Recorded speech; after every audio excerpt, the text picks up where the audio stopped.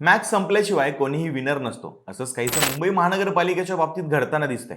महापालिका निवडणुकींची निकाल लागून 2 आठवडे उलटले. भाजपने 89 जागा जिंकून स्वतःचं वर्चस्व सिद्ध केलंय, तर शिंदे गटाच्या 29 नगरसेवकांसोबत महायुतीकडे स्पष्ट बहुमत आहे. म्हणजे गणित सोपं आहे की मुंबईचा महापौर महायुतीचाच होणार. पण राजकारणामध्ये 2 आणि 2 4 कधीच होत नाही. देवाची इच्छा असेल तर शिवसेनेचाच महापौर बसेल, हे उद्धव ठाकरे यांचं वाक्य खरं वाटायला लागले. किंवा महापौर महायुतीचा झाला तरी अर्ध्या मुंबईवर सत्ता उद्धव ठाकरेंच्या शिवसेनेचीच असणार आहे, अशा चर्चा सध्या राजकीय वर्तुळात सुरू आहेत. पण हे कसं शक्य आहे? आकड्यांची कमी असताना मातोश्रीवर सत्ता कशी काय जाऊ शकते? की पडद्यामागे काही शिस्त आहे? जाणून घेऊयात आजच्या व्हिडिओमध्ये. नमस्कार, मी शुभम गोरे आणि तुम्ही पाहताय लगाव बत्ती. मुंबईच्या महापौर आणि उपमहापौर पदासाठी 11 फेब्रुवारीला निवडणूक होणार आहे. महायुतीकडे 118 जागा म्हणजे स्पष्ट बहुमत असलं तरी उद्धव ठाकरेंच्या शिवसेनेनं महापौर निवडणुकीसाठी आपला उमेदवार उतरवण्याचे आदेश नगरसेवकांना दिलेत. 7 फेब्रुवारीला अर्जांची प्रक्रिया पूर्ण होईल आणि 11 फेब्रुवारीला मुंबईला नवा महापौर मिळेल. पण ठाकरेंनी आपला उमेदवार कोणत्या कॉन्फिडन्सवर दिलाय? तर त्याला कारण आहे, ते म्हणजे संजय राऊतांचा गौप्यस्फोट. त्यांनी असा दावा केलाय की शिंदे गटाला भाजपचा महापौर नकोय आणि भाजपला शिंदेचा. महापौर पदाच्या अडीच वर्षांच्या वाटपावरून महायुतीमध्ये धुसफूस सुरू आहे. दुसरी गोष्ट म्हणजे गुप्त मतदान.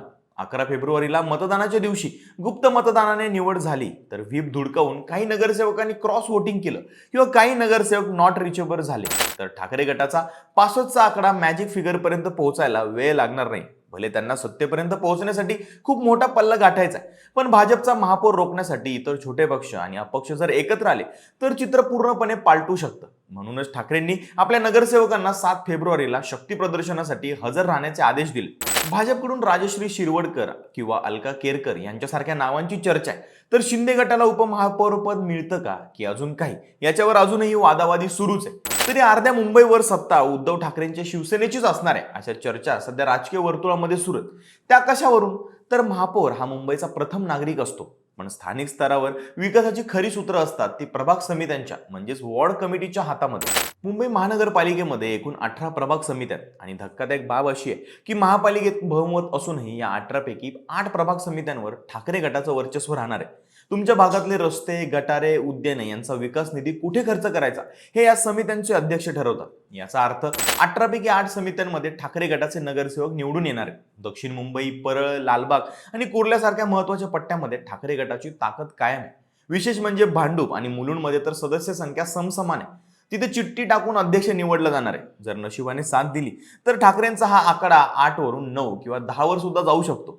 यामुळे सत्तेत नसूनही अर्ध्या मुंबईवर ठाकरेंचा प्रभाव कायम राहणार आहे.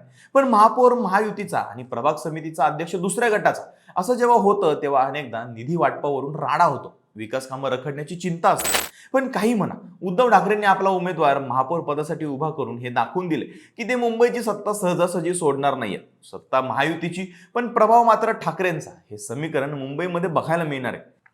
पण ठाकरेंनी जरी महापौर पदासाठी कंबर कसली असली तरी भाजपने सुद्धा मुंबईवर आपला झेंडा भडकवण्यासाठी मायक्रो प्लॅनिंग सुरू केलंय.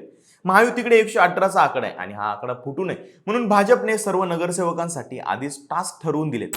भाजपकडून महापौर पदासाठी राजश्री शिरवडकर, अलका केरकर आणि रितू तावडे यांसारख्या अनुभवी महिला नेत्यांची नावांची जोरदार चर्चा आहे. जरी संजय राऊत अंतर्गत ओढाताणीचे दावे करत असले तरी उपमुख्यमंत्री एकनाथ शिंदे यांनी मुंबई महापालिकेमध्ये महायुतीचाच महापौर बसेल असा ठाम विश्वास व्यक्त केला. त्यात अजून एक भर पडली आहे, ती म्हणजे मनसे आणि ठाकरेंसोबत लढलेल्या राष्ट्रवादी काँग्रेस शरदचंद्र पवार गटाच्या एकमेव नगरसेवकाने सुद्धा शिंदेच्या शिवसेनेला पाठिंबा देणार असल्याचं जाहीर केलं. त्यामुळे 11 फेब्रुवारीला भाजपने लावलेली ताकद आणि ठाकरेंनी खेळलेली खेळी यांच्यामधला पॉवर गेम बघायला मिळणार आहे. कारण ठाकरेंना मुंबई आपल्याकडून जाऊ द्यायची नाही आणि महायुतीचे आकडे मुंबई त्यांच्याच ताब्यात गेले असं कागदावर तरी दाखवून देत आहे. शिंदेगड भाजपला साथ देतो की पडद्यामागून काही वेगळी खेळी खेळली जाते? आणि सर्वात महत्त्वाचं म्हणजे उद्धव ठाकरेंच्या देवाची इच्छा या वाक्यामागे नक्की कोणतं राजकीय नियोजन दडलंय हे येत्या काही दिवसांमध्ये स्पष्ट होईल. पण तुम्हाला काय वाटतं, ठाकरे गटाचा महापौर मुंबईच्या गाडीवर बसू शकेल का? कमेंट्स करून नक्की सांगा आणि लगावबत्ती या YouTube चॅनलला सबस्क्राईब करायला विसरू नका.